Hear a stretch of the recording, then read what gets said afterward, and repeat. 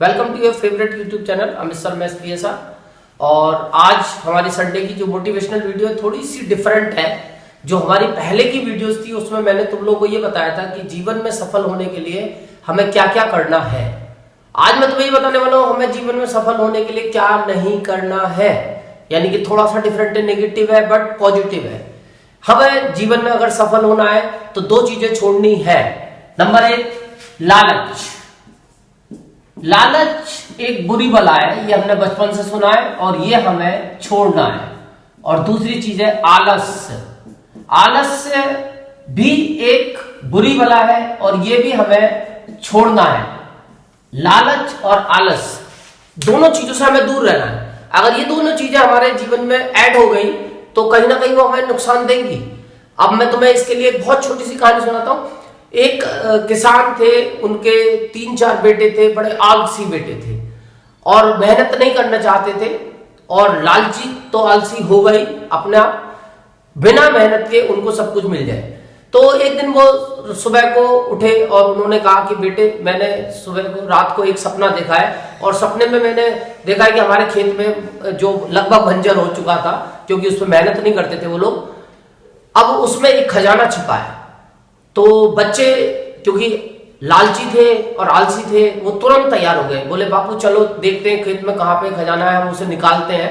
और वो सब फावड़े और कुदाले लेके वहां पहुंच गए और उन्होंने खेत को खोदना शुरू करा। उन्होंने कहा यहां भी नहीं है, यहां भी नहीं है, यहां भी नहीं है। कुल मिला के उन्होंने पूरा खेत चारों तरफ से खोद डाला, पूरा खेत खुद गया। अब लेकिन कहीं भी खजाना नहीं मिला और खजाना था ही नहीं तो मिलेगा कहां से। अब फाइनली जब वो पसीने पसीने होकर खेत के किनारे बैठ गए तो किसान ने उनको कहा कि बेटा अब ऐसा है, खेत तो खुद ही चुका है, अब लाओ इसे लेबल कर लेते हैं और लेबल करके फिर इसमें बीज बो देते हैं। अब बच्चे बेचारे क्या करते हैं, उन्होंने भी यही सोचा चलो अब खेत तो खुद ही चुका है, लाओ इसमें बीज ही बो देते हैं। बीज बो दिए, फिर पानी देना शुरू करा और धीरे धीरे काम किया। तो फाइनली फिर जब फसल बनी और फसल तैयार हुई तो बहुत अच्छी पैदावार हुई, बहुत अच्छी खेती हुई और उनको उस फसल के बेचने के बाद बहुत सारे पैसे मिले। तो कुल मिला के इस कहानी से ये शिक्षा मिलती है कि हम बिना मेहनत के लाइफ में कभी भी कोई चीज नहीं पा सकते। तो हमें लालच और आलस दोनों का त्याग करना पड़ेगा। और इनमें सबसे पहली चीज, जैसे आलस अगर आती है तो आलस्य का तो विद्यार्थी के साथ वैसे भी कोई कनेक्शन नहीं है। यानी विद्यार्थी को तो आलस से बहुत दूर रहना है। सुबह को उठना है और वो भी सूरज निकलने से पहले उठना है। उठ के अपना थोड़ा सा अपना टाइम टेबल जो पूरे दिन की हमारी वर्किंग है वो सेट करनी है। उसके बाद में स्कूल जाना है, स्कूल जाके वहां से पढ़ के मेहनत से आना है और आके फिर थोड़ा रेस्ट करना है और उसके बाद फिर अपने काम पे दोबारा से लगना है और रात को अपना कम से कम 9-10-11 बजे तक पढ़ाई करनी है। फाइनली कम से कम 6-7 घंटे हमारा सेल्फ स्टडी का टाइम होना चाहिए। तो ये तभी होगा जब हम आलस को छोड़ेंगे। अगर हम आलस को अपने साथ लेके चलेंगे तो मेरे को नहीं लगता है कि हम जिंदगी में ज्यादा सक्सेसफुल हो पाएंगे। और दूसरी चीज लालच।